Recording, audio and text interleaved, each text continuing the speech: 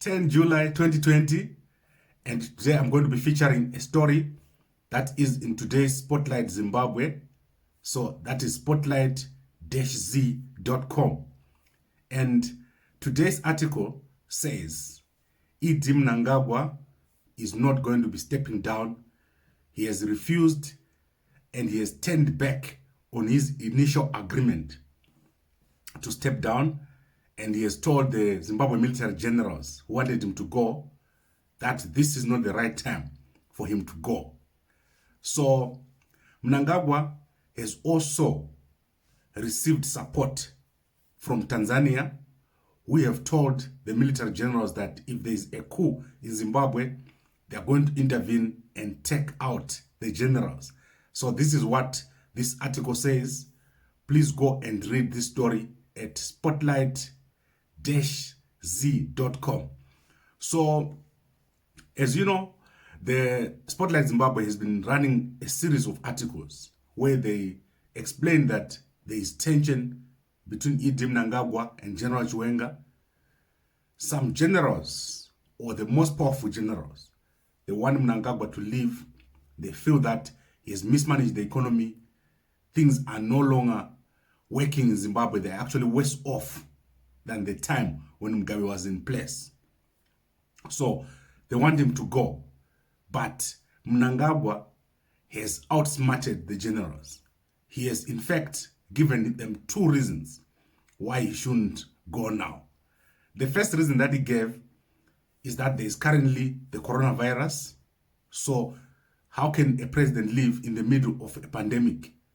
Except if there's really a pressing reason. The economy has been shut down indefinitely. So whatever problems were there, they can now be attributed to the coronavirus. So the reason of the economy has fallen away. Secondly, Mnangagwa says he is the chairman of the SADC organ on defense, security, that organ that he's in charge of. So he's saying he cannot leave when Zimbabwe is the chairman of the organ on politics, defense, and security, because it won't make sense. Why would he step down when Zimbabwe has got such a big responsibility? They're dealing with major issues in Mozambique and in Malawi. So that would disrupt the operations of SADC. So this is what the article says. And then, obviously, this has left the generals confused what to do now. They were hoping that the pressure that they'd applied to Mnangagwa was going to work, but it seemed Mnangagwa has dealt with that situation. They cannot use force because of the Tanzania factor, and they cannot ask him to resign because of the economy or because of any other reasons. So the article suggests that the generals are now pushing for either a recall or an impeachment. And if you read the article, you will see what they say, how a president can be recalled. Because an impeachment, they say an impeachment will embarrass Mnangagwa. So they don't want him to be pushed out through an impeachment process. However, they probably want to recall him. So you can see the details of how the recall will be done at spotlight-z.com. They also raised the issue of the 31st of July demonstrations. And they say these demonstrations could result in the departure of Mnangagwa. And obviously, the military will be hoping that there will be a national transitional authority that is led by General Chiwenga. So the military want General Chiwenga to take over from Mnangagwa. They don't want anyone else. And at the moment, the field is clear. There is no one who has suggested a national transitional authority that really has a leader, except for the one that Mr. Albin Matapo has talked about. But Mr. Matapo has not given a date. So it will be interesting to see how the 31st of July demonstrations will help the military to achieve their objectives. I now want to look at the possibility of the 31st of July demonstrations actually succeeding. And as I said before, if the military supports these demonstrations, they will succeed.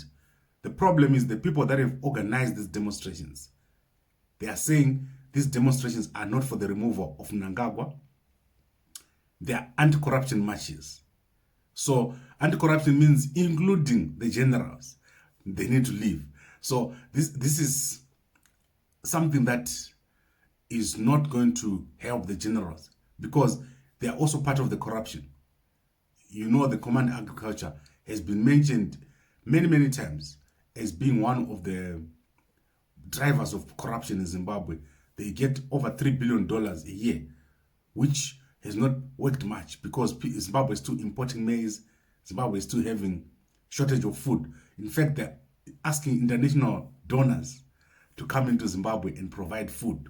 So the 31st of July demonstrations, if they're allowed to succeed, they will not assist the military.